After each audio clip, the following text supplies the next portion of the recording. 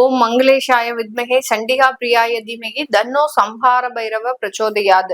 Next gen astro நேயர்கள் அனைவருக்கும் astro பூர்ணாவின் அன்பார்ந்த வணக்கங்கள். இன்னைக்கு நாம பார்க்கக்கூடிய பதிவு மே மாத பலன்கள். இந்த மாத பலன்கள்ல மாத கிரகங்கள் ஆகப்பட்ட அந்த சூரியன், புதன், சுக்கிரன், செவ்வாய் 45 நாட்களுக்கு ஒரு முறை பயிற்சியாகும். இந்த மாத கிரகங்கள் பயிற்சி ஆகும் போது இருக்கக்கூடிய பலன்களை பற்றி தான் நம்ம இந்த மாதத்துல இருக்கக்கூடிய பலன்களாக கணிக்கிறோம். இந்த மாதத்துல இருக்கக்கூடிய அந்த சூரியன் அப்படின்னு சொல்லக்கூடிய நவ கிரகங்களுக்கு தலைவனாகப்பட்டவர் இந்த மேஷ ராசியில இந்த மாதத்துல உச்சம் பெற்று இருக்கிறார். இந்த மாதத்துல அவர் 15ஆம் தேதி அந்த 2ஆம் இடமான அந்த காலபுருஷனுக்கு 2ஆம் இடமான ரிஷப ராசிக்கு பயிற்சி ஆகிறார். அந்த 15ஆம் தேதி பயிற்சி ஆகும் போது அந்த மேஷ ராசியில இருக்கக்கூடிய அந்த சூரியனோடு சேர்க்கை பெற்று இருக்கக்கூடிய புதனும் அதே 15ஆம் தேதி ரிஷப ராசிக்கு பயிற்சி ஆகிறார். மாதத்தின் பிற்பகுதியில் 30ஆம் தேதி மே மாதம் புதனாகப்பட்டவர் தன்னுடைய சொந்த வீடான அந்த மிதுன ராசிக்கு பயிற்சி ஆகிறார். இந்த மிதுன ராசியில ஏற்கனவே குரு பகவான் இருக்கிறாரு. இவரோட சேர்ந்து அந்த ரிஷப ராசியில ஆட்சி பெற்று இருக்கக்கூடிய அந்த சுக்கிரன், மாத கிரகங்களில் முக்கியமான கிரகம் அப்படின்னு சொல்லக்கூடிய அந்த சுக்கிரன் ஆகப்பட்டவர் இந்த மிதுன ராசிக்கு 14ஆம் தேதி மே மாதம் பயிற்சி ஆகிறார். இந்த 14ஆம் தேதி மே மாதம் அப்படின்றது பாத்தீங்கன்னா இந்த ராசிக்கு குருவோட சேர்ந்து மிதுன ராசிக்கு குருவோட செயல்படக்கூடிய ஒரு டைம். அதனால இந்த குருவும் சுக்கிரனும் சேர்ந்து செயல்படும் போது அதிகப்படியான பண வரவுகள் அப்படின்றது அதிகப்படியான பேருக்கு இருக்கும். அடுத்து 12ஆம் தேதி மே மாதம், அதாவது இந்த மாதத்துல முதல்ல பயிற்சி ஆகக்கூடிய ஒரு கிரகம் அப்படின்னு பார்த்தோம்னா செவ்வாய் தான் பயிற்சி ஆகிறார். மீன ராசியிலிருந்து காலபுருஷனுக்கு 12ஆம் இடமான அந்த மீன ராசியிலிருந்து மேஷ ராசிக்கு தன்னுடைய சொந்த ஆட்சி வீடு இந்த செவ்வாய்க்கு. அதனால அந்த மேஷ ராசிக்கு பயிற்சியாகி வருகிறார். இந்த மாதத்துல பாத்தீங்கன்னா செவ்வாயாகப்பட்டவர் ஆட்சி பெற்று இருக்கிறார். அடுத்து பாத்தீங்கன்னா புதனாகப்பட்டவர் ஆட்சி பெற போறார். அடுத்து பாதி மாதத்தின் முற்பகுதியில சுக்கிரன் ஆட்சி பெற்றும் பிற்பகுதியில குருவோடு சேர்ந்தும் இருக்கக்கூடிய ஒரு கால சூழ்நிலை தான் இந்த மே மாதம் இருக்குது. இது எல்லாமே எந்தெந்த மாற்றங்களை ஒவ்வொரு ராசி என்பர்களுக்கு கொடுக்க போகுது அப்படின்றத இந்த பதிவுல தெளிவா பார்க்கலாம். இந்த சேனலை முதன்முறையா பாக்குறீங்க அப்படின்னா சப்ஸ்கிரைப் பண்ணிக்கோங்க, பெல் பட்டன்ல ஆல் ஆப்ஷன் சூஸ் பண்ணிக்கோங்க. மீன ராசி என்பர்கள் காலபுருஷனுக்கு கடைசி ராசி 12ஆம் இடமான விரய ஸ்தானத்துல இருக்கக்கூடிய ஒரு ராசி என்பர்கள் மீன ராசி என்பர்கள். லாஸ்ட் பட் நாட் லீஸ்ட் அப்படின்னு சொல்லக்கூடிய அளவிற்கு இவர்கள் எந்த விதத்திலயுமே குறைச்சலானவர்கள் கிடையாது. இவர்களை மாதிரியாக ஒரு முற்போக்கு சிந்தனை அப்படின்னு ஒரு புரட்சியா எல்லாத்துலயும் செயல்படுவாங்க. ஒரு வீட்டுல மீனராசி என்பவர்கள் இருக்கிறாங்க அப்படின்னா ஒரு விரைவான ஒரு மாற்றத்தை எதிர்பார்ப்பவர்கள், ஒரு லைஃபையே பாத்தீங்கன்னா ஒரு டிஃப்ரெண்டா யோசிக்கக்கூடியவர்கள் இந்த மீனராசி என்பவர்கள் தான். யாருமே செய்ய முடியாத சில வேலைகள் எல்லாம் செய்யணும்னு ஆசைப்பட்டு விருப்பப்பட்டு செய்யக்கூடிய ஒரு நபர்களும் இந்த மீனராசி என்பவர்கள். அதுல என்ன வாங்கினாலும் அதை திரும்ப திரும்ப செஞ்சு அதுல நல்லது நடக்கணும் அப்படின்னு ஒரு பிரயாசப்பட்டு செய்யக்கூடியவர்கள் இந்த மீனராசி என்பவர்கள். இப்படிப்பட்ட இந்த மீனராசி என்பவர்களுக்கு இந்த மாதத்துல உங்களுடைய ராசியிலிருந்து செவ்வாய் பகவான் ரிலீவ் ஆகுறாரு. மிகப்பெரிய ஒரு மன உளைச்சல், மிகப்பெரிய ஒரு தொந்தரவுகள். ஏன்னா சந்திரன் சனி ஒரு பக்கம் இருந்தாலும் சந்திரன் செவ்வாய் அப்படின்றது நிறைய ஆசையை காட்டி நிறைய இடத்துல இன்வெஸ்ட்மெண்ட் பண்ண வச்சிருக்கோம் இந்த மீனராசி என்பது. அந்த இன்வெஸ்ட்மெண்ட்டுக்கு ஏத்த ஒரு இன்புட் கிடைக்குதா அப்படின்னு கேட்டீங்கன்னா அது ரொம்ப ஸ்லோ டவுனா இருக்கும். அது ஏன், அது யார் செய்யறா? சனி பகவான். ஸ்லோ அப்படின்னாலே சனி தான். அதனால எல்லா இடத்துலயும் ஒரு நிதானமான ஒரு அமைப்பை பெறுபவர்கள் இந்த மீனராசி என்பர்கள்.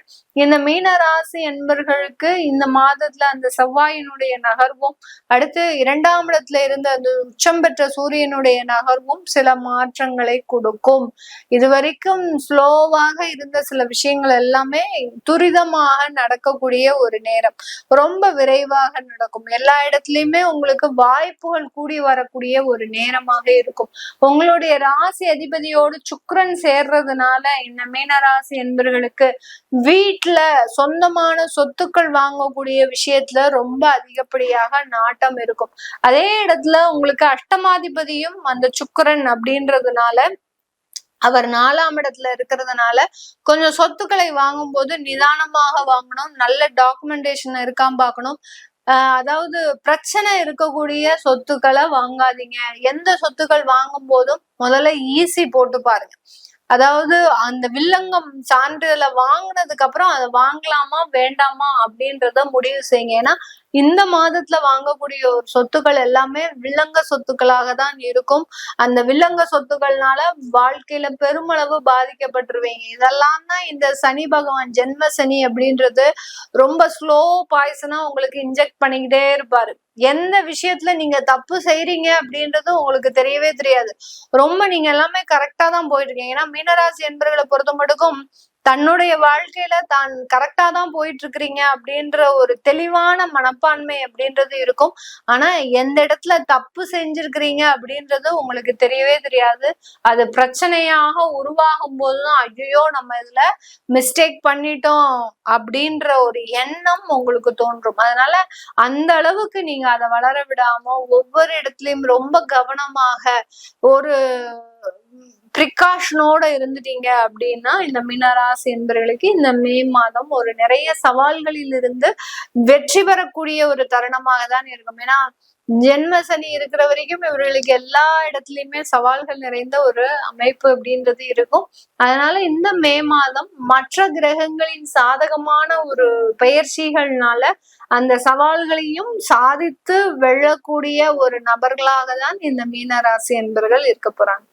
அடுத்து உங்களுடைய கலத்திராதிபதி 4ஆம் இடத்திற்கு வரப்போறார். அதுக்கடுத்து 3ஆம் இடத்திலையும் சஞ்சாரம் செய்ய போறார். அதனால வெளியூர் வெளிநாட்டுல இருக்கக்கூடிய வரன்களை பாக்குறது நல்லது. வெளிநாட்டுல செட்டில் ஆகிறதுக்கு உண்டான சில முயற்சிகளை செய்யறது நல்லது. இந்த மீனராசி என்பர்கள் அப்படி செஞ்சாதான் உங்களுக்கு நல்ல ஒரு வளர்ச்சிகள் உங்களுடைய வாழ்க்கையில இருக்கும். என்னுடைய குடும்பம், என்னுடைய பெற்றோர்கள், என்னுடைய உடன் பிறந்தவர்கள் இவர்கள் எல்லாத்தையும் நான் விட்டுட்டு போகணுமா அப்படின்னு கேட்டீங்கன்னா கண்டிப்பாக அந்த அமைப்பு முழுமையாக இருக்கு. பெற்றோர்களை பிரிந்து செல்லக்கூடிய ஒரு அமைப்பு அப்படின்றது இந்த மீனராசி என்பர்களுக்கு இருக்கிறதுனால இந்த விஷயங்களை நீங்க முடிவெடுக்கும் போது தயங்க கூடாது. தயங்குனீங்க அப்படின்னா அதனால பாதிப்புகள் வரும். வாய்ப்புகள் கை நழுவி போறதுக்கு உண்டான ஒரு அமைப்புகள். இப்போ ஏதோ ஒரு வாய்ப்புகள் வருது, நீங்க இந்த இடத்துல யோசிக்கிறீங்க அப்படின்னா அந்த வாய்ப்புகள் கை நழுவி போய் அந்த ஜென்ம சனியினுடைய தாக்கம் அப்படின்றது அதிகரிக்க ஆரம்பிக்கக்கூடிய ஒரு நேரமாக இருக்கும். அதனால மீனராசி என்பவர்கள் வாய்ப்புகளை தவற விடாதீர்கள். அடுத்து தொழில் ரீதியாக எக்ஸ்போர்ட் சம்பந்தப்பட்ட சில வாய்ப்புகள்லாம் வரும். எக்ஸ்போர்ட்ல நிறைய கவனம் செலுத்துறாங்க இந்த மீனராசி என்பவர்கள். ஒரு ப்ராடக்ட நல்ல நம்ம வெளிநாட்டுக்கு விற்கணும், நம்மளுடைய ப்ராடக்ட் வெளியிடத்திற்கும் போகணுன்ற ஒரு கவனம் அதிகமாக இருக்கும். அதனால அந்த எக்ஸ்போர்ட் சார்ந்த சில தொழில்களை எடுத்து நடத்துவாங்க. கமிஷன் சார்ந்த தொழிலும் நிறைய இருக்கும். அந்த கமிஷன் சார்ந்த தொழில வருமானம் அதிகரிக்கக்கூடிய ஒரு மாதமாக தான் இந்த மே மாதம் இந்த மீன ராசி என்பவர்களுக்கு இருக்கும். இது எல்லாத்தையுமே ரொம்ப கவனமாக பண்ணிட்டீங்க அப்படின்னா பெரிய அளவுக்கு பாதிப்புகள் வராது. கவனம் இல்லாமல் கொஞ்சம் அந்த முடிவுகளை தள்ளி வைக்கும் போது, ஒத்தி வைக்கும் போது அந்த முடிவுகள்ல சில பாதிப்புகள் கண்டிப்பாக வருவதற்குண்டான ஒரு நேரம். இதற்கு நீங்க முக்கியமாக நிவர்த்தி என்ன பண்ணணும் அப்படின்னு கேட்டீங்கன்னா டெய்லி தெய்வ வழிபாடு. மேடம் ஜென்ம சனி இருக்கு, நான் டெய்லி சனிக்கிழமை போய் சனி பகவானுக்கு எள்ளு தீபம் போடுறேன், திருநள்ளாருக்கு மாசத்துக்கு ஒரு வாட்டி போயிட்டு இருக்கிறேன், இதெல்லாம் தப்பான வேலை. எப்போதுமே ஜென்ம சனி இருக்கும்போது நீங்க டைரக்டா சனி பகவானை பிரார்த்தனை பண்றது அந்த அளவுக்கு நல்ல விஷயங்களை உங்களுக்கு கொடுக்காது. அதாவது ஒருத்தர் பாதிப்பு கொடுக்குறாரு அப்படின்ற போது அவருக்கே டைரக்டா நம்ம போய் சில விஷயங்களை பரிகாரமாக பண்ணும்போது அந்த பாதிப்புகளை தடுக்கக்கூடிய பவர் அவருக்கு கிடையவே கிடையாது. அவருக்கு என்ன ஜென்ம சனி உங்களே சனி பிடிக்கணும். இப்போ ஒரு வரலாறு கதையெல்லாம் இருக்கு. எனக்கு சிவனுக்கு கூட நான் சனி பகவானுடைய வேலை வருது, அப்போ நான் எங்கேயாவது அவருடைய உடம்புல ஏதாவது ஒரு இடத்துல நான் பிடிக்கணும் அப்படின்னு போய் பெருமாள் கிட்ட வேண்டும் போது அந்த பெருமாளாகப்பட்டவர் நீங்க அவருடைய பாதத்துல இருங்க அப்படின்னு சொல்றாரு.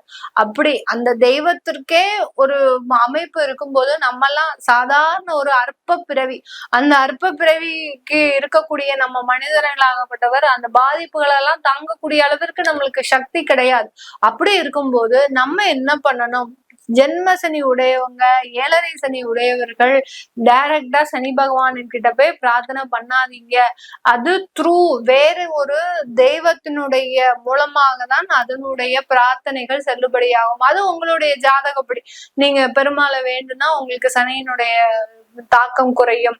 நீங்க உக்ர தெய்வங்களை வேண்டுனா உங்களுக்கு சனியினுடைய தாக்கம் குறையும். அது உங்களுடைய ஜாதகத்தை பொறுத்து நீங்க அதை தெரிஞ்சுக்கலாம். தெரிஞ்சுக்கிட்டீங்க அப்படின்னா அந்த பாதிப்பு அப்படின்றது கண்டிப்பாக குறையும். அதை விட்டுட்டு நான் மாசத்துக்கு ஒரு வாட்டி திருநள்ளாறு போறேன், வாரம் சனி பகவான் கிட்ட போய் நானு எள்ளு தீபம் உங்ககிட்ட அவர் ஏதாவது கேட்டாரா, எள்ளு தீபம் எனக்கு போடு, நீங்க போடு, நான் உனக்கு ஏழரை சனி இல்லாம ஆக்கிடுறேன். நீங்க என்ன தீபம் எள்ளு தீபம் போட்டீங்கன்னா கூட சனி பகவானுக்கு போய் போடாதீங்க. போட்டீங்கன்னா அதனால பாதிப்புகள் அப்படின்றது கண்டிப்பாக வரும். காக்காவுக்கு ஏதாவது சின்னதா ஏதாவது உணவு வைக்கிறது, அடுத்து பாத்தீங்கன்னா ஏழை எளியவர்களுக்கு தானம் செய்யறது, நிறைய தானங்கள் இந்த ஏழரை சனியினுடைய தாக்கத்தை குறைக்கும். அதனால அதையெல்லாம் செய்ய நிறைய வளர்ச்சிகளை இந்த மீன ராசி என்பவர்கள் பெறலாம். இது எல்லாமே நம்ம கோச்சார நிலவரப்படி பலன்களை கணிச்சு சொல்லிடுறோம். உங்களுடைய சுய ஜாதக திசாபுத்தி பலன்களை பார்க்கணும் விருப்பப்படுறவங்க கீழே இருக்கிற நம்பருக்கு வாட்ஸ்அப்ல அப்பாயின்மெண்ட் வாங்கிட்டு நீங்க கன்சல்ட் பண்ணிக்கலாம். உங்களுடைய குழந்தைகளுக்கு ஜாதகம் எழுதணும், நியூமராலஜி படி பெயர் வைக்கணும்னு நினைக்கிறவங்களும் கீழே இருக்கிற நம்பருக்கு வாட்ஸ்அப்ல மெசேஜ் அனுப்புங்க. அதற்குண்டான விவரங்கள் தெரிய வரும். உங்களிடமிருந்து விடைபெறுவது உங்கள் ஆஸ்ட்ரோ பூர்ணா. நன்றி, வணக்கம்.